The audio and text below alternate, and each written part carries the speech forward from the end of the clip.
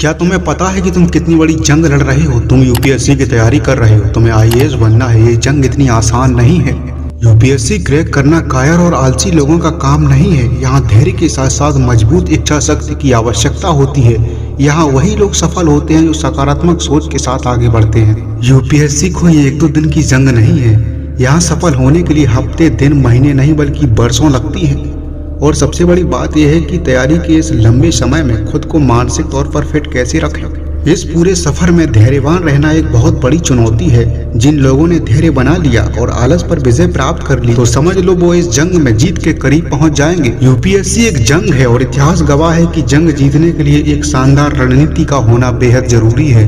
दुनिया के सभी महान युद्ध रणनीति यानी स्ट्रेटजी के बल पर जीते गए हैं। चाहे फिर वह सिकंदर के द्वारा लड़े गए युद्ध हों या फिर चंद्रगुप्त मौर्य का साम्राज्य विस्तार हो, जो चाणक्य के सुझावों से संभव हो पाया। अंग्रेजों ने पूरी दुनिया पर राज किया और इसके पीछे सबसे बड़ा कारण उनकी सफल और अचूक रणनीति थी। आईएएस बनने के लिए आपको भी एक शानदार प्रभावशाली रणनीति बनानी होगी। लेकिन रणनीति बनाने से पहले एक बात याद रखना, रणनीति यानी स्ट्रेटजी हवा में नहीं बनाई जाती, सफलता तुक्के में नहीं मिलती। रणनीति बनाने से पहले खुद का मूल्यांकन करना भी जरूरी है। बगैर मूल्यांकन के तुम एक असफल रणनीति ही बना पाओगे।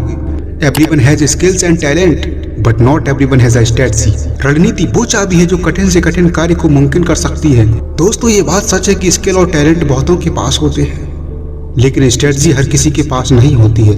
अगर आपकी रणनीति सही है तो आप हारी हुई बाजी भी जीत सकते हैं। आप सभी यूपीएससी के एस्पिरेंट हो, भविष्य में आईएएस आईपीएस बनोगे।